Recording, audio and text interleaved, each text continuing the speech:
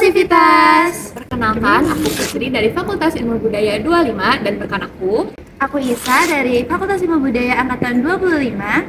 dan kami di sini akan memandu jalannya acara podcast Ruang Suara. Cari bilik suaramu. Nah, teman-teman, di sini kita ada satu narasumber yaitu Halo semuanya, perkenalkan nama aku Ezi. Aku dari Fakultas Ilmu Budaya angkatan 25. jadi kita sama-sama Sastra nih. Semuanya go fight win sastra. Oke, fight with sastra. Ya, hidup sastra kita syuting di FKG, FK. Oke. Gimana nih setelah kira-kira kita berarti kita sama-sama maba kan? Kita sama-sama maba. Berarti kita udah berapa ya? 4 bulan. 4 bulanan lah ya. 4 bulan di Unpad gimana nih? Apa pengalamannya, mungkin perasaannya, kesan dan pesan selama 4 bulan menjadi maba? Jujur selama di Unpad itu sangat menyenangkan ya, karena jujur aja sebenarnya kalau misalnya dari latar belakang aku tuh emang dari dulu tuh pengen banget di Unpad, apalagi FIB. Jadi kayak selama menjalani di sini tuh sangat amat menyenangkan dan sangat amat menikmati. Udah jiwa gue Iya udah. Lu belah dada gue isinya apa FIB bos. Oke, keren banget nih guys. Contohnya seperti ini, kita tuh harus menikmati guys alurnya. Emang apa yang bikin kamu pengen banget nih masuk Unpad terutama FIB? Oke, kalau misalnya jawaban benernya ya, Oke.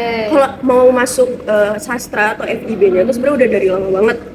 Karena SMP sih, lebih ke SMP. Karena kan kalau SD tuh kita masih mikir mau masuk jadi dokter, mau jadi pramugari yang kayak gitu-gitu Mau ada kan. kebakaran, Iya. astronot. Kalau kita ngeliat sesuatu kayak aku nanti mau jadi itu gitu. Kalau dari SMP nih. Kalau dari SMP tuh aku udah pengen banget sebenarnya mau masuk FIB. Cuman waktu itu sempat ada kayak dilema FIB apa DKV ya. Cuman tapi akhirnya lama-lama kayak selama SMA gini FIB gitu. Jadi udah pengen sastra dari dulu. Karena aku ngerasa di dalam diri aku ya, kalau saintek gitu tuh aku nggak banget. Maksudnya secara hitung-hitungan yang matematik atau yang kayak gimana tuh kayak no, tidak, terima kasih. Berarti memang memilih sesuai dengan passion diri sendiri. Iya, jujur iya.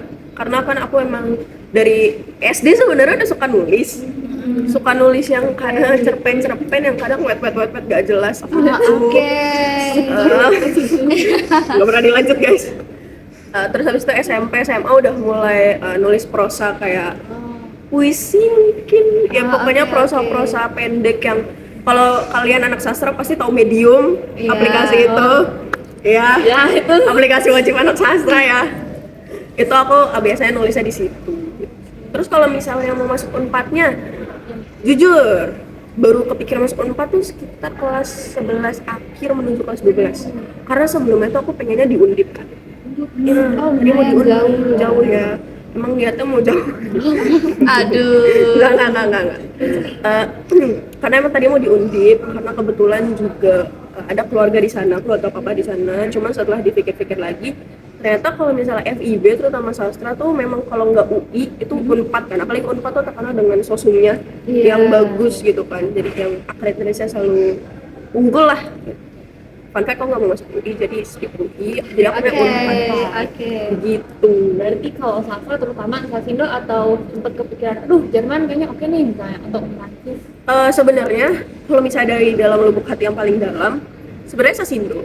Cuman kan kadang keluarga tuh menganggap sastra tuh sebelah mata ya, memandangnya, meremehkan banyak gitu. orang yang berpikir sastra tuh kayak cuma sekedar sastra gitu. Betul banget. Jadi memang sedikit ada tuntutan dari keluarga aku untuk kalau mau masuk sastra mending sastra Inggris. Ya, Kayak gitu. Betul. Rata-rata orang tua memang kayak gitu ya. Gitu. Mending bahasa asing, kayak ngapain belajar sastra Indonesia. gue lagi Relate ya. keren banget. Jadi waktu seleksi yang prestasi yang SNBP itu memang sebenarnya kan ada konsultasi rapot. Aku tuh dari awal sebenarnya disuruhnya masuk sastra Indonesia karena jujur fun fact, flexing dikit, rapot rapot aku di bahasa Indonesia rata-rata dari semester 1 sampai semester 5 itu 95. Wow, keren ya. Flexing. Sastra banget ini. Itu kalau dibelah dadanya ada bendera merah putih Iya. guys. Gitu. Tapi karena sedikit tuntutannya dari keluarga kalau masuk sastra mending sastra Inggris, jadi kayak SNBP sastra Inggris, nggak keterima, ya udah. Terus coba lagi di UTBK, pilihan satunya itu sastra Inggris Unpad, pilihan duanya sastra Indonesia Unpad, pilihan tiganya itu bahasa dan budaya di Undip, terus yang ketiga itu bahasa Inggrisnya Unsud. Jadi semuanya sastra. Tapi alhamdulillahnya keterima di Sasindo dan sangat menyenangkan untuk berada di sini. Yeay. Sangat perjalanan yang penuh berdarah-darah dan tentu apa ya, banyak pikiran yang kayak Iya gimana pasti. sih ya. Betul. Banyak pertimbangan yang harus Banyak dipikirin. Tapi sejauh ini nih di Sasindo kan kamu tuh kayak aduh senang banget nih di sini. Nah gimana nih, senang apa sih yang bikin kamu senang di Sasindo tuh? Satu, aku emang suka FIB, maksudnya aku suka sastra. Terus kita ngomongin lingkup FIB-nya dulu. Aku suka lingkungan FIB yang kita semua tahu FIB itu penuh dengan orang yang sangat mengekspresikan diri mereka dengan bebas. Betul banget. Saya contohnya, rambut sudah berwarna, kutekan semua begini ya. Oke. Dengan pin-pin di baju mereka yang nggak akan pernah lepas. Oh iya, ini kalau boleh di zoom sastra Sastra Unpas dan FIB Love Cat. Oh my god. Belinya di Gelanggang promosi.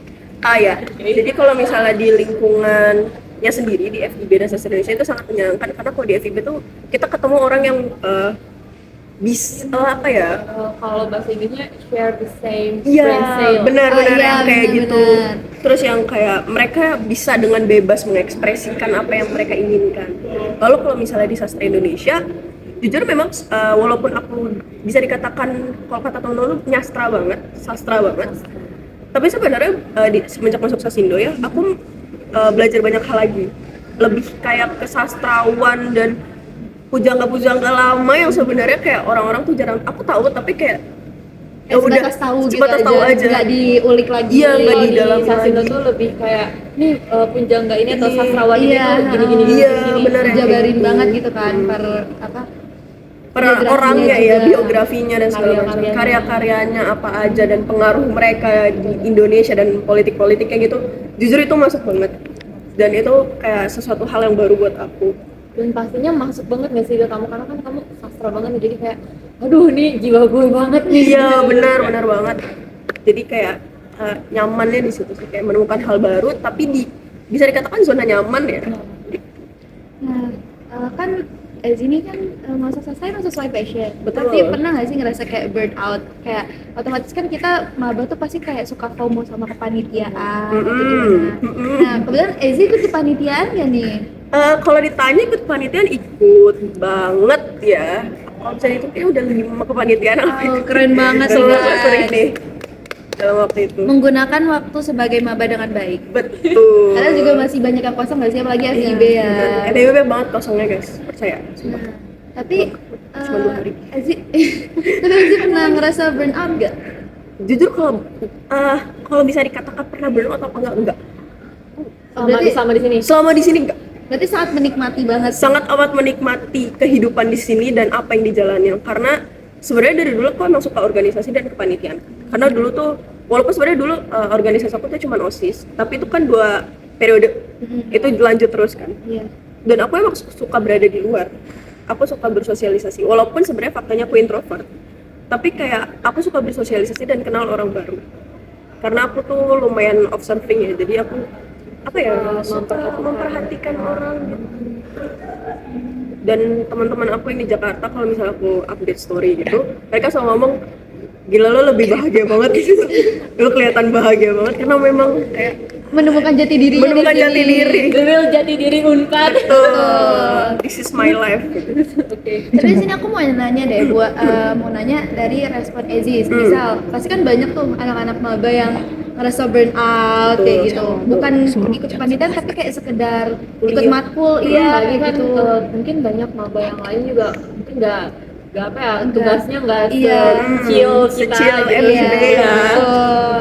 Itu gimana nih? Mungkin ada saran ada atau saran gimana? Kan biasanya burn out atau kayak pasti stres terus ngerasa kayak udah deh nggak mau kuliah, nggak mau lanjut, kayaknya mau gap dulu atau gimana. Nah itu gimana tuh menurut Ezi? Kalau menurut aku pribadi ya, maksudnya jangan terlalu gimanain karena ini menurut pandangan aku pribadi. Menurut aku kayak kalau misalnya gini, yang tahu diri kalian tuh diri kalian sendiri. Dan yang tahu apa yang terbaik untuk diri kalian tuh itu diri kalian sendiri. Apa yang kalian udah pilih itu adalah salah satu konsekuensinya. Dan kalau misalnya kalian ngerasa kayak burnout atau misalnya kayak capek dengan kehidupan ini, menurut aku mending berhenti dulu dan istirahat sejenak dibanding dipaksain tapi kaliannya malah apa ya, ibarat kata negatifnya ke kalian ngerasa burnout, kalian ngerasa capek, kalian ngerasa gak bisa untuk berkembang di situ. Lebih baik kalian istirahat aja.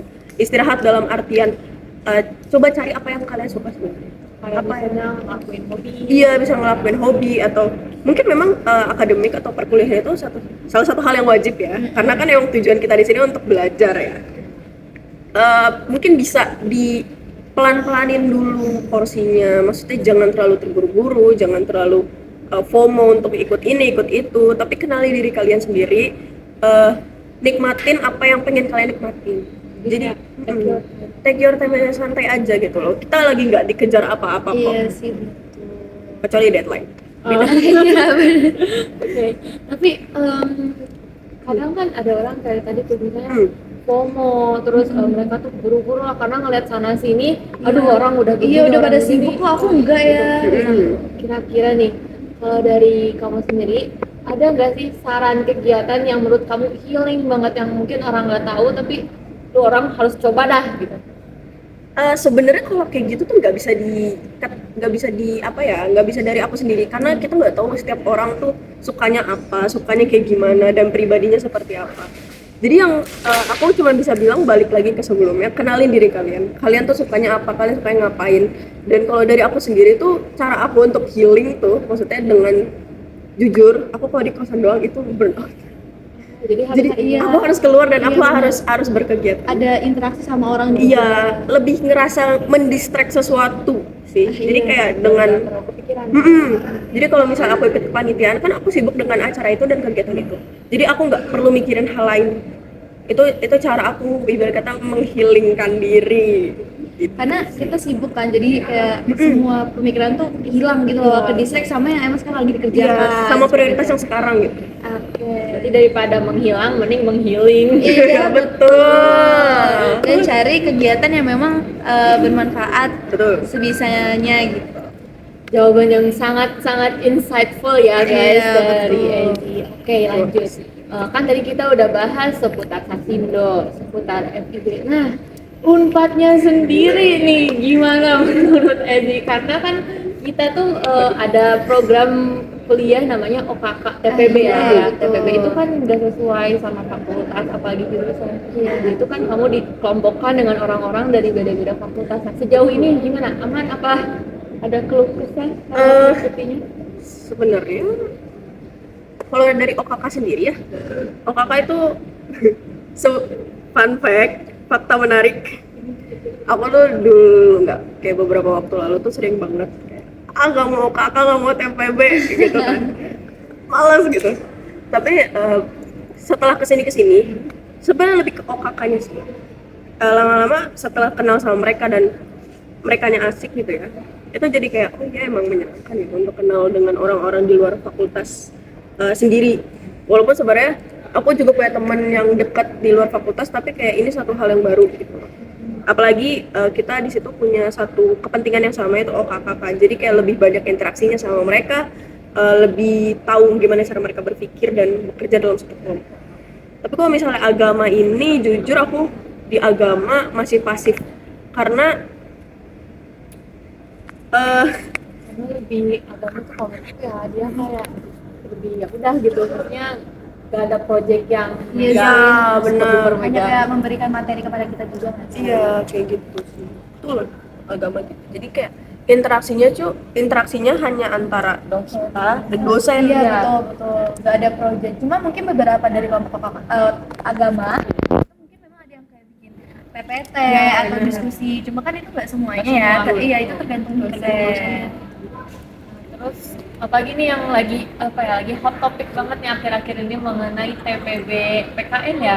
Iya, benar banget. Menurut kamu gimana nih dengan kondisi kayak kualifikasi dari live Unpad ini sendiri? Jujur Unpad tuh termasuk top 10 PTN kan? Iya. tapi jujur banget, fasilitasnya kacau banget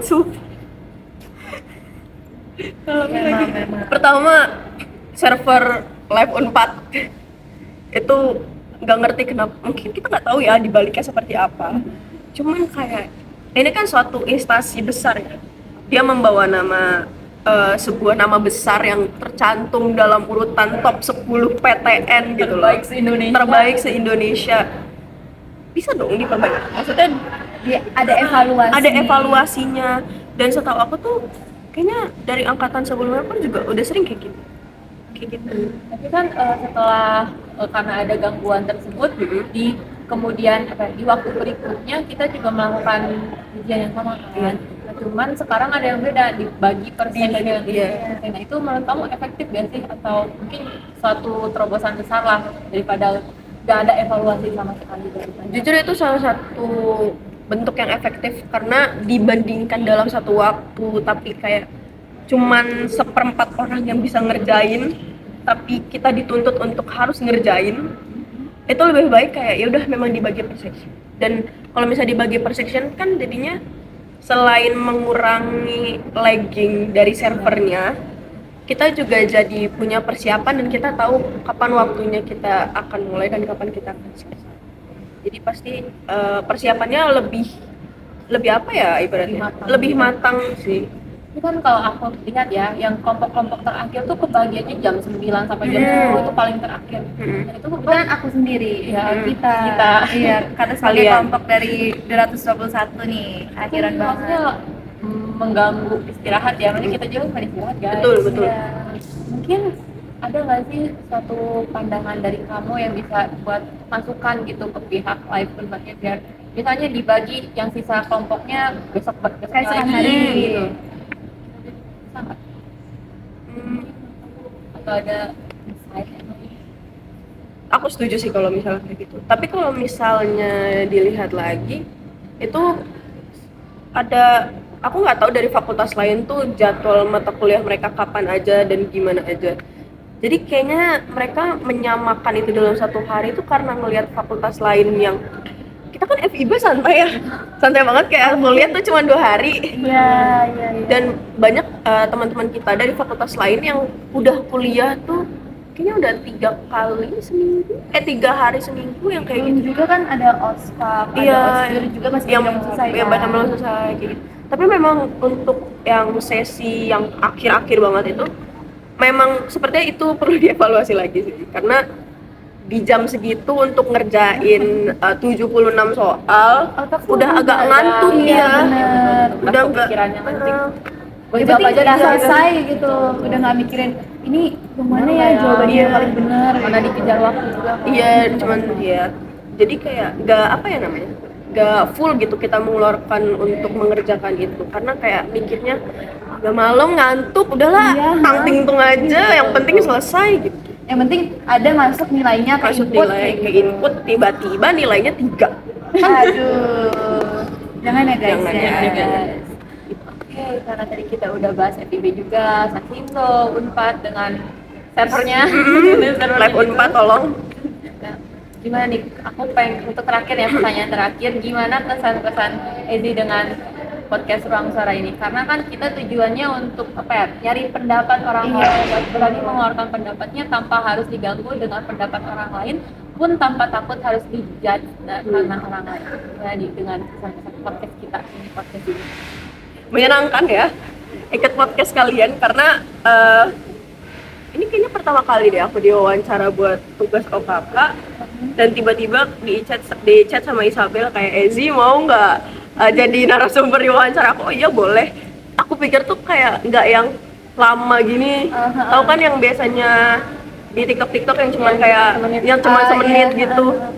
Jadi kayak pas datang ke sini terus kayak ayo kita duduk, terus MC-nya ada 2 di kanan kiri saya agak ternyata podcast ya. Podcast ini itu. Kita ngalahin keluarga aktif nih. Iya benar. So nanti kita bikin tempat ya mungkin lebih proper kali ya. Tapi sini enak. Iya kan ada di sini. Minusnya tadi ranting cakep aja. Iya. Terima kasih FK.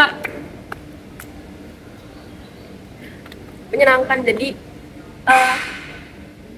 ya tadi? lanjut aja. Oke, karena tadi terakhir, sekarang terakhir banget nih. Iya. Oke. Karena Ada kita tambahan sedikit nih. karena kita kan tugasnya itu mana? Mengutarakan pendapat nih. Nah, gimana sih caranya biar terutama mahasiswa ya, mahasiswa buat mengutarakan pendapatnya tapi enggak yang asal pendapat. Iya, enggak yang cuma asal yang, kabel. tapi ada hal yang berbobot. Misal kayak Ezi kan dari tadi berpendapat dengan isi yang memang ada meaningfulnya buat kita nih. Nah, gimana sih caranya biar kita tuh bisa meningkatkan rasa kritis kita gitu? Jadi sebenarnya kalau ngomong kayak gini tuh harusnya butuh seseorang yang lebih profesional ya, Iya. menurut aku. Karena aku sendiri pun mengatakan apa yang memang aku pikirkan dan apa yang aku rasakan. Tapi kalau misalnya kalau misalnya kata orang yang profesional dan yang lebih paham dan lebih meneliti hal ini, kalau memang mau kritis, bukan hal pertama. Menurut aku tuh satu, kalian harus ngerasain itu sendiri, ngerasain dampak positif dan negatifnya, baru kalian bisa berpendapat. Kedua, kalau misalnya kalian bingung harus berpendapat seperti apa, katakanlah seperti bahasa yang kalian gunakan tapi tetap dengan sopan dan santun ya, tanpa ada ejekan atau bagaimanapun. Yang ketiga, memang kalau misalnya pengen lebih kritis lagi, sebenarnya baca sih. Membaca tuh membuka pandangan dan jendela kepala dan otak dengan melihat perspektif baru dari orang lain. Kalau misalnya kalian orang yang introvert dan mungkin takut untuk berinteraksi dengan orang, bisa baca buku. Tapi jangan introvert doang sih, extrovert juga. Baca buku tuh bener-bener, baca buku, nonton film, itu tuh satu kegiatan yang membuat kita dapat melihat perspektif dan pandangan orang lain. Karena buku film itu kan dibuat sama orang lain yang memiliki isi kepala yang berbeda sama kita. Jadi kayak itu tuh bisa melihat kayak, oh ternyata gini ini ya. Apalagi sekarang kan banyak tuh buku-buku bagus yang terkenal dan sering banget lewat di TikTok kalau misalnya lewat. Jadi cobalah membaca dari yang kecil. Sebenarnya buku anak-anak juga nggak apa-apa tahu. Ya, karena ini juga sih. Iya, itu kan kayak membuka imajinasi. Apalagi buku anak-anak kan ditujukan untuk anak-anak yang belum berpikir Iya, seberat kita. Jadi sebenarnya buku anak-anak tuh satu pandangan atau hal baru yang bisa kita telusuri. Baca 5 sekawan. Promosi. Karena Kan banyak kawan juga, lucuan. karena banyak juga nggak sih yang kayak anak orang dewasa gitu tepatnya nonton film kartun tapi kayak kenapa sih ini kayak gini gitu loh. Iya. Kayak zaman dulu sebisa kalau kita nonton Frozen itu kan kita ngerasa kayak ini Elsa jahat banget ya. Sebenarnya padahal Elsa tuh realistis guys kalau kita Betul, udah kan? dewasa. Iya kan? Setuju. Benar. Salah satu karakter yang paling dibenci anak-anak adalah Squidward. Betul. Tapi sekarang kalau kita nonton SpongeBob dan kita melihat Squidward adalah kita. Iya benar. Kayak kita kadang ngerasa apa ya sebel juga nggak sih sama SpongeBob-nya? Ya karena dia ganggu jujur. Iya. Ada aja gitu tingkah konyolnya. Iya. Tapi mungkin buat untuk anak-anak tuh kayak lucu kayak Iya. gitu. Hiburan Iya. gitu kan. Mungkin karena kita pemikirannya udah lebih maju terus kayak udah lebih berat pemikirannya jadi kayak semua tuh kita bikin kesel gitu, kita pikirin banget. Kita mikir Berarti secara nggak langsung tuh ngelatih otak kita untuk selalu berpikir kritis, Iya. untuk mempertanyakan apa yang kenapa dia begitu, apa yang terjadi di sini. Iya benar. Itu jadi kayak mempertanyakan banyak hal. Seperti yang kamu bilang juga tadi kayak kenapa dia kayak gitu? Apa dasar dia melakukan Iya. itu? Apa latar belakang dia melakukan hal tersebut dan bagaimana bla bla bla gitu kan jadi kayak itu kritis guys. Jadi untuk memulai pikiran yang kritis tuh nggak harus yang mulai baca buku yang berat Berat begini gitu, ya, iya. tapi mulai dari kartun anak kecil. Iya, itu ya, bisa. terus komik-komik ya. Wow. Sangat insightful jujur, ini kayak mindful Membuka banget. pikiran kita juga nih ya Pikiran sebagai banget. moderator hari ini. Baca Little Prince. Aku baca loh. Aku baru mau baca kebetulan lagi baca, masih cari baca. bukunya.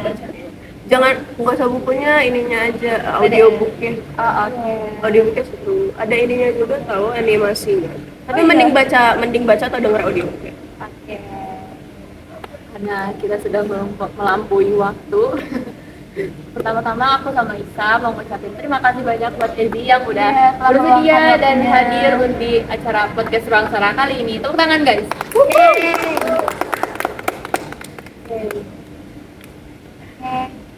Mungkin untuk podcast kali ini kita cukupi. Nah, mungkin kalau misalnya teman-teman masih ada meninggalkan pertanyaan atau masih kayak bingung atau apa, boleh samperin aja ya di FIB guys. Iya, di cari FIB aja. biasanya beliau ini ada di Inspirasa. Bukan di Poeta ya. Bukan. Kan biar ngopi banget. Takut ketemu dosen. Aduh. Soalnya ini cerita jadi panjang, nggak apa-apa nanti cut aja ya. Cut aja, guys. Cerita, jadi waktu nongkrong di dekanat, itu kan di dekanat ya. Iya. Itu tuh ketemu sekretariatnya Sasindo, namanya Pak Angga. Kita tuh niatnya tuh cuma mau ngecas kan mau ngadem sambil ngecas HP. Itu hari Jumat, inget banget. Terus tiba-tiba pas aku sama teman-teman aku mau pergi, beliau manggil, kalian sini deh, kalian free nggak gitu kan. Aku tuh kan bingung ya, karena emang free tapi tujuan kita tuh mau pindah tempat. Terus aku cuma bilang free kok, tapi lagi nunggu OKK Pak. Ya udah kalau free sini bantuin bikin apa. Jadi waktu itu yang Disnatalis Unpad, yang Sadaya, Padaya, bukan Sadaya mah. Pas yang Padaya itu kan ada arak-arakan. Nah itu kan disuruh buat sesuatu dari daur ulang gitu ya. Nah kita tuh disuruh bantuin bikin itu. Oke. Terus aku dan teman-temanku langsung kayak, kenapa lu ngomong gitu. Jadi terus aku di situ terjebak 3 jam kalau nggak salah. Jadi nggak kakak selesai. Enggak. jadi nyanyi nggak kakak. Iya, jadi nggak kakak. Terus enggak, aku waktu itu kabur dengan alasan, Bu, kami mau OKK ini. Oh iya, nggak apa-apa ya, makasih udah bantuin. Terus akhirnya kita pergi. Oke. Please di-cut aja, please. Jujur lucu banget, kayak random banget. Karena FIB menurut aku random banget sih jujur, kayak Jujur, iya. kayak apapun bisa kejadian di sana. Benar-benar. Bahkan kemarin di Ultras aja semua lagu dinyanyikan kan ya. Iya. Ikut nggak? Gak bisa masuk jujur. Iya banyak banget ya, karena diinin sama skill. Iya. Dibungkuk. Gimana sih medik? Aku medik bukan skill kebetulan. Oh gimana sih panitia? Panitia. Oke, skip. Sip. Udah guys. Oke, Sivitas. Oke Sivitas, mungkin sampai sini aja buat podcast Ruang Suara kali ini. Sampai jumpa di podcast lainnya. Terima kasih, dadah.